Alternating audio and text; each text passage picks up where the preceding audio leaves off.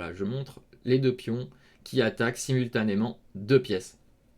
Donc ce pion attaque deux pièces, ce pion attaque deux pièces.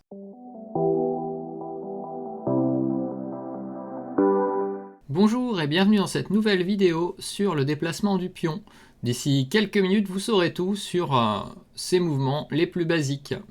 Mais en attendant, je vous propose, en tout cas, si vous êtes débutant, que vous souhaitez apprendre à jouer aux échecs, ou voire même aller plus loin, n'hésitez pas à vous rendre sur notre site où nous proposons notamment un programme gratuit pour bien débuter aux échecs.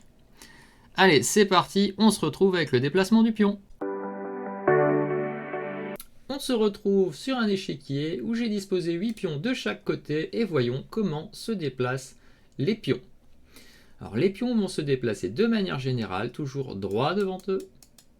Un exemple, deux exemples, et d'une seule case. Je vais le montrer en montrant bien deux pions qui sont face à face. Et là, vous allez arriver dans un cas un peu particulier où les pions seront bloqués. Vous voyez bien que je ne peux pas le capturer. Je ne peux pas m'en aller sur les côtés. Je ne peux pas partir derrière. Donc je suis bloqué. Et c'est la même chose pour ce pion adverse. Donc ça, c'est le déplacement basique. Droit devant et d'une case. Ensuite, on rajoute une petite règle qui nous permet de nous déplacer de deux cases seulement lorsque nous sommes encore sur notre case de départ, c'est-à-dire que ces 8 pions-là ont encore la possibilité, à leur premier coup, de se déplacer d'une ou deux cases. Je vais prendre l'exemple à nouveau du pion D, vous voyez, il peut se déplacer d'une ou deux cases, c'est-à-dire que je peux jouer le coup D2, D4, c'est une possibilité, comme je peux choisir de jouer D2, D3. Bien sûr, ceci est un coup, je ne peux pas déplacer un deuxième pion d'une case en même temps, ce qui était un peu connu par le passé. Certains pensaient que l'on pouvait choisir de déplacer un pion de deux cases ou deux pions d'une case, mais ce n'est pas le cas. C'est une erreur. Donc on peut montrer maintenant des déplacements de deux cases de pions, mais aussi bien des déplacements d'une case. Ça fait qu'on a une certaine souplesse. Par contre, une fois que ce pion aura avancé une fois de deux cases ou d'une case, peu importe, que ce soit celui-ci ou celui-là, je ne peux avancer maintenant que d'une case ces pions. Qu'ils aient avancé de deux ou d'un au premier coup, ils ne peuvent se déplacer que d'une seule derrière. Donc, seulement quand on est sur notre case de départ avec les pions, on a le choix d'avancer d'une ou de deux cases.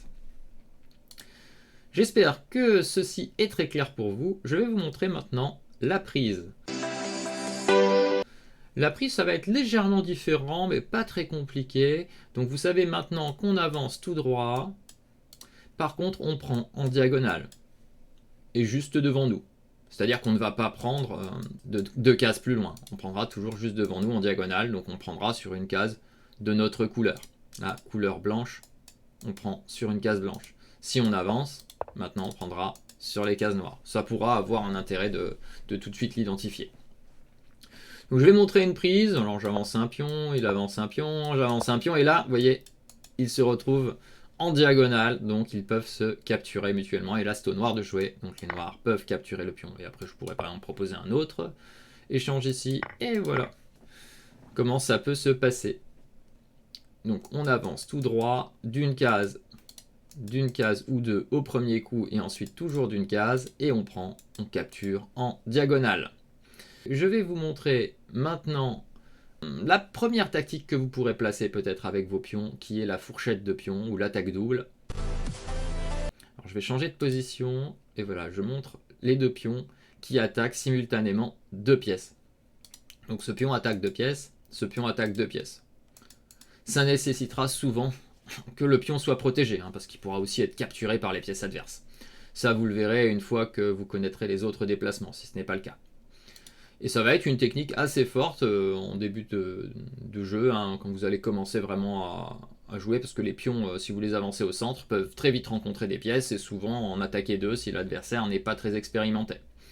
Donc ça permettra, si une pièce se déplace, de capturer l'autre. Je prends un exemple, bon, imaginons que je mange celle-ci, s'il y en a une qui veut se sauver ici, je pourrais toujours capturer l'autre derrière.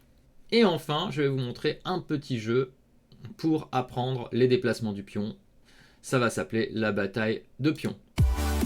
Alors ce sera une bataille où vous allez disposer 8 pions contre 8 pions. Vous allez définir une certaine règle, qui sera peut-être soit d'amener un pion sur la 8e rangée, soit de jouer jusqu'à ce que tous les pions soient bloqués, de compter qui a le plus de pions. voir si vous connaissez déjà d'autres pièces, vous pourrez rajouter d'autres pièces pour travailler 2 déplacements en même temps. Et vous allez effectuer des parties où vous allez vous déplacer, hein, et vous allez essayer de retenir un maximum les déplacements de ces pions. Si vous voulez découvrir plus de choses, il faudra aller voir la promotion, qui est une technique pour les pions lorsqu'ils arrivent sur la 8e rangée, mais je n'en dis pas plus. Et la prise en passant, là je n'entrerai pas dans les détails, allez voir ces vidéos pour en découvrir plus sur les pions. Et voilà, on arrive au terme de cette vidéo. Je vous invite bien sûr, comme d'habitude, à liker, commenter, partager et à vous abonner. Et bien sûr, comme je l'ai dit dans l'introduction, pensez à venir découvrir notre site si vous voulez plus d'informations sur le jeu d'échecs. À bientôt!